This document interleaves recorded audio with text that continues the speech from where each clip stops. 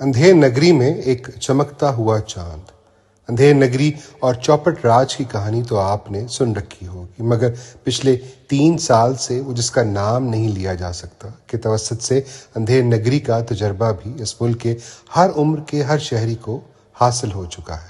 آج بے شک دنیا کو دکھانے کے لیے کھیلوں کے میدان سجا لیے جائیں یا جانوروں کے مقابلے کروانے کے لیے شہروں کو کمکموں سے سجا دیا جائے، لیکن یہ روشنیاں انسانی حقوق کی پامالی، آزادی اظہار پر قدغن کے اندھیروں کو چھپانے کے لیے ناکافی ہے۔ اس اندھیر نگری کا واحد اجالا ایک چمکتا دمکتا چاند، اس قوم کے لیے والد کا سا درجہ شفقت رکھنے والا لیڈر عمران احمد خان نیازی ہے۔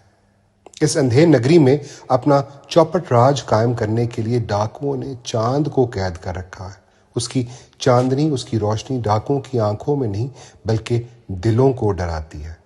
اس چاند کے قید ہونے کے باعث ہی یہ ملک بے رونقی میں ڈوبا ہوا ہے۔ چاہے کوئی ایونٹ ہو، کوئی تہوار ہو، جب تک چاند نظر نہیں آتا ہر شے بے رونق رہتی ہے۔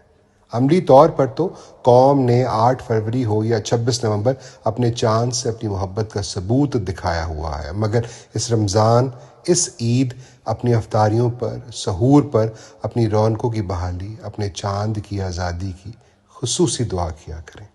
ہمارے چاند کی روشنی اس کے اپنے لیے تو کافی ہے، مگر اس کے بغیر ہماری زندگیاں اندھیرے میں ہی ہیں، بے رونقی میں ڈوبی ہوئی ہیں۔